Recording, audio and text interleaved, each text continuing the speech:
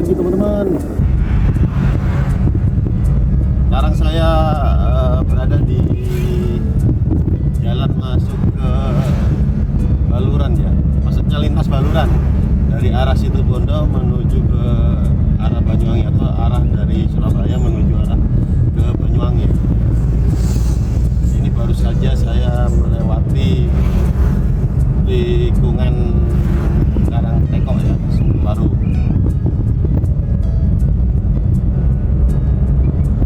Jadi hari ini pagi sekitar pukul berapa ya?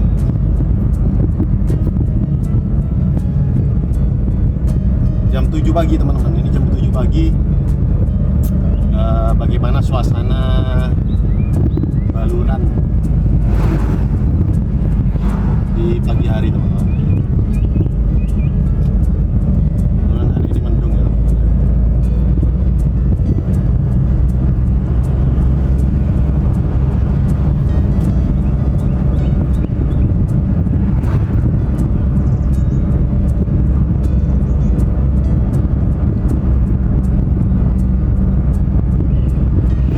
Di sini masih tampak ya, masih tampak ada PJU, ada lampu PJU ya. Jadi kalau malam tidak gelap, tapi nanti di tengah itu artinya tidak ada lampu PJU-nya.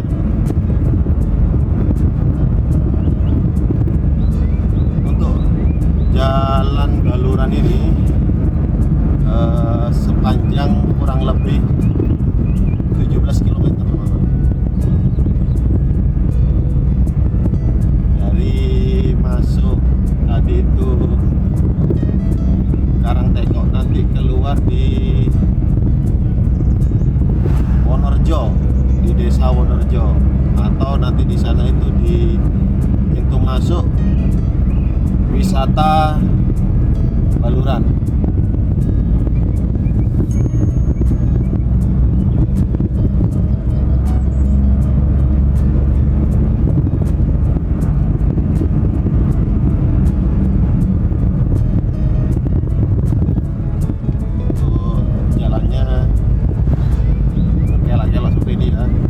Sementara ini jalannya bagus,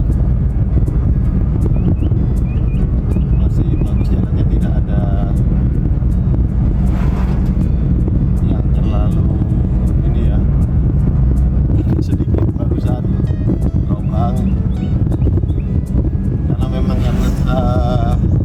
musim hujan ya, dan lagi ini jalur ini kan memang dilewati oleh kendaraan muatan besar, muatan berat. Nah, kalau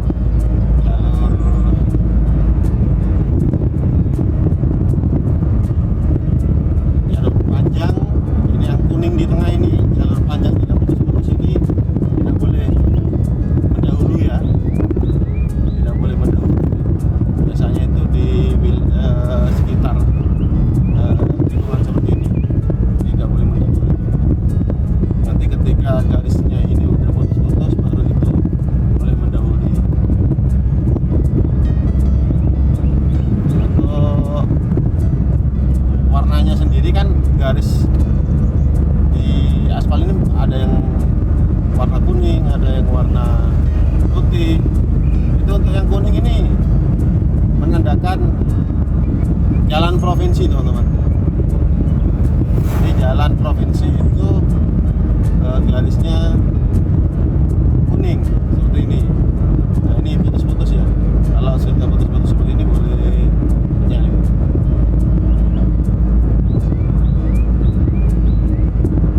Untuk di Baluran sendiri itu karena jalannya berkelok-kelok seperti ini ya, diharapkan itu fokus berkendara.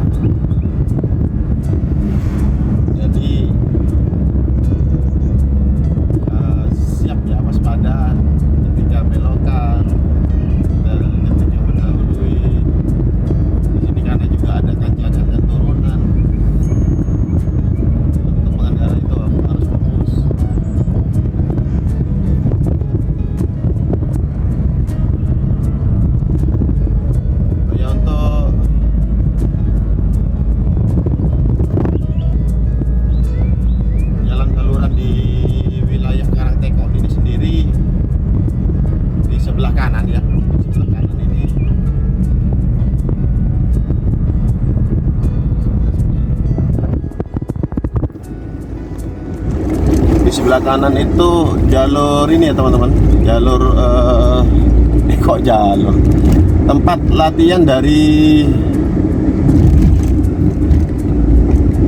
marinir ya, atau Puslatpur, pusat latihan tempur teman-teman, dari angkatan laut. Biasanya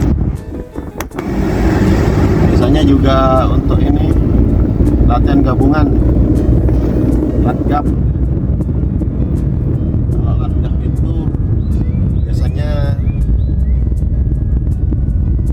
kadang itu bersama dengan militer asing ya, bisa kadang Amerika, kadang dari Australia.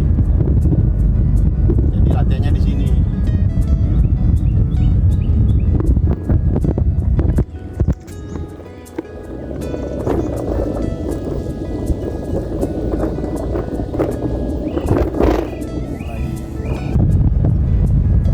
Jalannya bergelombang dan ada lubang-lubang.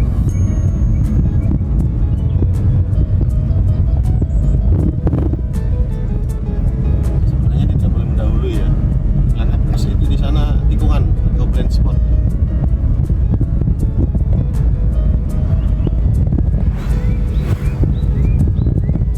Tapi kalau sudah terlihat gini ya, sikat aja. Karena truknya terlalu pelan. Oh iya, untuk karena di sini jalannya menanjak, berkelok, kadang juga menanjak. Banyak kadang dari truk yang muatan berat itu mogok teman-teman, macam-macam kadang ya, bocor banyak apa mungkin. Nah ini ada ya, ada di sini banyak monyet, di sini banyak monyet yang lain nih. Nah, yang lihat ini, nah, yang barusan saja menyeberang itu monyet teman-teman.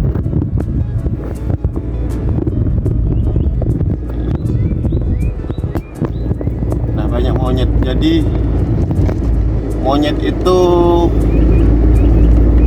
sering di pinggir jalan bahkan menyeberang ya, karena terbiasa ini teman-teman, terbiasa diberi makanan oleh yang melintas gitu. Tapi ingat ya teman-teman, ini bukan taman safari ya, bukan taman safari yang binatangnya dikasih makan gitu ya, dan menunjukkan bahwa kita misalnya kasihan dengan monyet itu, atau mungkin ingin berbagi dengan monyet itu salah ya teman-teman ya. Karena ini bukan taman safari. Kenapa kok salah gitu? Kan itu baik memberikan makanan kepada monyet ya memang baik, tapi kalau itu di taman safari yang memang satwanya itu terbiasa dengan pemberian oleh manusia, jadi dia sudah tidak memiliki naluri untuk mencari makanan sendiri. Sedangkan ini hutan gitu. Ini hutan yang seharusnya mereka ini, monyet-monyet ini, memiliki naluri untuk eksis dengan sendirinya, mencari makan sendiri teman-teman gitu. Lalu apa dampak negatifnya ya? Misalnya para pengendara atau yang melintas di sini selalu memberi makan monyet. Efeknya ada dua. Secara kebiasaan atau habit daripada monyet, dia akan selalu menunggu pemberian makanan dari orang lain atau manusia, ya kan? Jadi naluri untuk eksis secara liar di alam liar itu tidak terbentuk. Itu pertama. Jadi kita merusak habit mereka. Yang seharusnya di hutan dia mencari makan secara liar, maka dia hanya menunggu pemberian. Itu pertama. Yang kedua, karena terbiasa diberi makan oleh para manusia yang melintas di sini, maka banyak monyet-monyet yang kemudian bergerombol menunggu di pinggir jalan, dan kemudian sampai ke tengah jalan, bahkan nyebrang dan sebagainya, berebutan makanan. Ketika dilempar misalnya pisang dilempar, kemudian berebutan, nanti banyak sekali monyet-monyet itu kemudian terlindas, tertabrak oleh mobil dan sebagainya. Tidak jarang juga banyak monyet ini yang terlindas di sini gitu.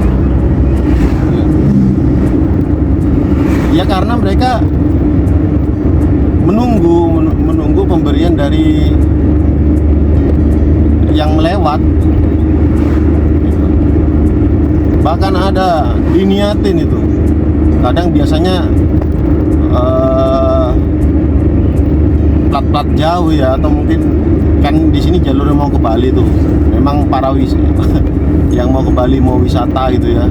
Nah karena di Baluran itu banyak monyet, seperti sebelah kiri ini kiri kanan itu monyet semua ya. Mereka udah siapin itu, beli pisang sebelum masuk sini, beli pisang disiapin. Jadi begitu jalan di sini tuh pelan-pelan dilempar itu pisang dengan harapan ya satu hiburan bagi mereka, yang kedua katanya kasihan dan sebagainya gitu kan, memberi makan itu hal yang positif kan katanya gitu ya. Tapi sebenarnya dilarang teman-teman. Sudah ada sebenarnya di mana ya, ada papan himbauan untuk tidak memberi makan satwa ketika di Baluran.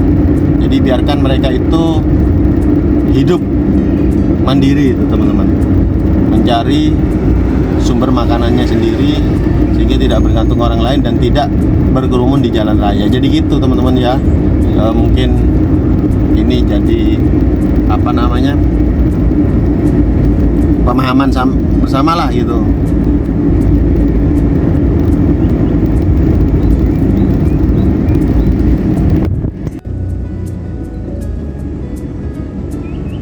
Oh ya, dan untuk teman-teman ya yang melintas di Baluran ini, kalau misalnya capek atau ngantuk itu lebih baik saya sarankan untuk istirahat ya teman.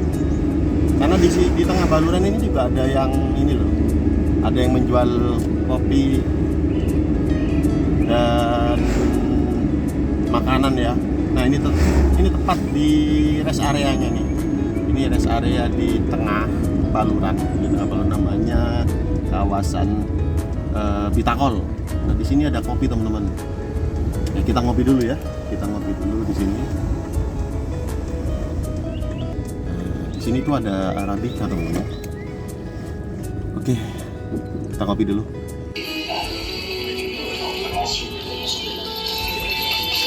Ngopi dulu teman-teman. Jadi ngopi dulu di sini. Ya. Kita kopi Arabica dulu teman-teman.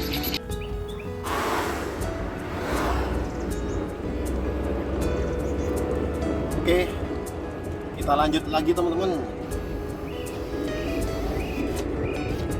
Kita lanjut lagi setelah istirahat. Kita lanjut lagi. Biasanya sih kalau tempat istirahat tadi itu namanya Wahana Wisata Bitakol. Itu udah di tengah-tengahnya teman. Udah di tengah-tengah dari Baluran ini. Jadi kurang setengah perjalanan lagi nih untuk keluar Baluran.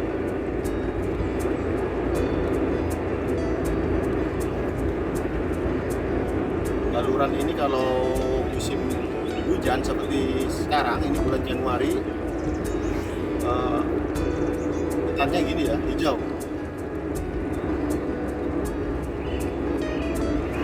Seperti ini, hutan tropis ya, hijau dan lebat ya, hijau lebat. Nah, cuma menariknya teman-teman, kalau misalnya di bulan 8, 9 gitu ya, musim kemarau,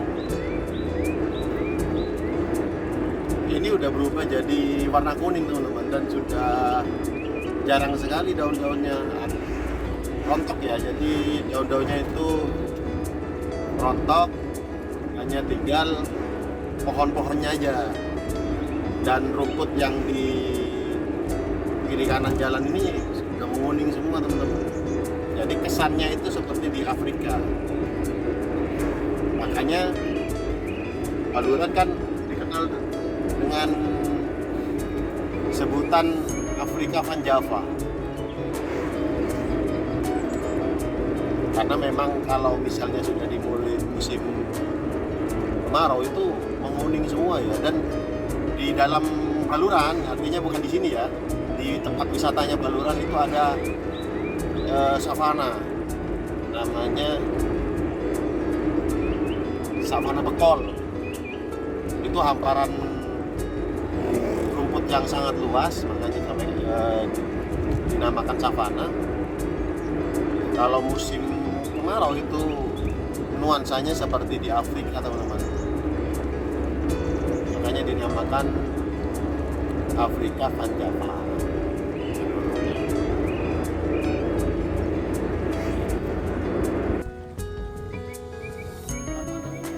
Waduk ya, namanya Waduk Bajul Mati. Itu salah satu tempat dijadikan tempat wisata juga. Jadi bisa masuk di dalam itu ada waduk yang besar dan apa ya katanya,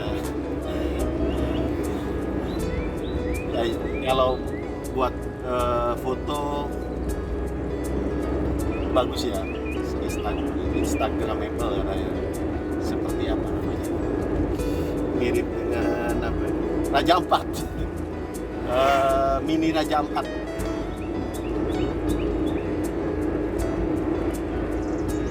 Untuk satwa yang ada di hutan Baluran ini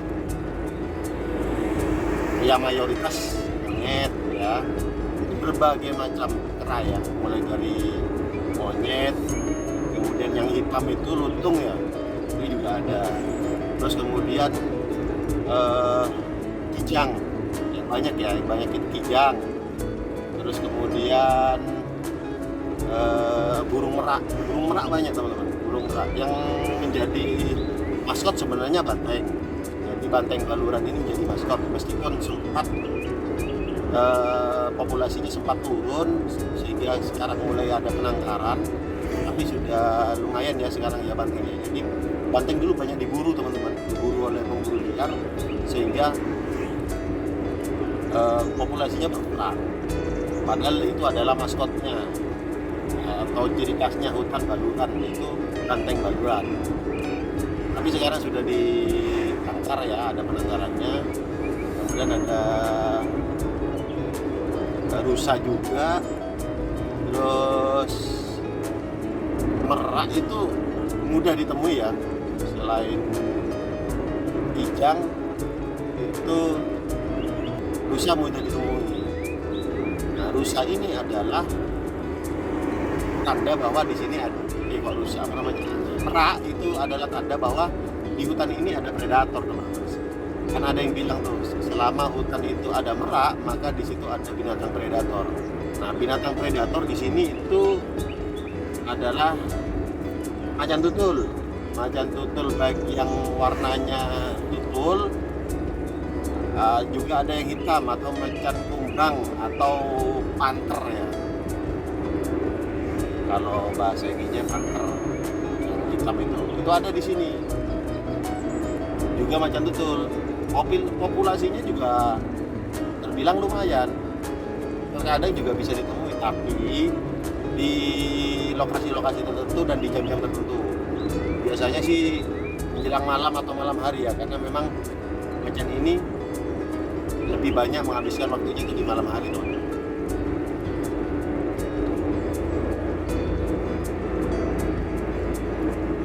Apakah harimau ada? Selama ini belum ditemukan, tidak ada. Karena harimau Jawa sudah dinyatakan punah ya. Meskipun ada yang bilang katanya beberapa masih melihat, tapi bukan di sini, di wilayah hutan di Jawa Tengah ataupun Jawa Barat katanya masih itu. Kalau di Baluran sendiri selama ini dari trap ya, kamera trap itu belum pernah ditemukan. Tapi kalau anjing hutan, terus kemudian macan tutul, banyak di sini teman-teman. Nah, ini udah nyampe ya. Ini sebelah kiri loket masuk untuk ke wisata hutan Balurannya, dan ini adalah desa terakhir di Situbondo ujung timur, yaitu desa wisata kebangsaan Wonorejo itu sebelah kiri itu. Dan itu ujungnya ya. Dan hutan Balurannya sudah kita lewati semua, dan ini ini adalah perbatasan dari kota Situbondo, Kabupaten Situbondo dan Kabupaten Banyuwangi. Nah itu ada gabungan perbatasan. Oke, itu saja teman-teman. Terima kasih udah menonton.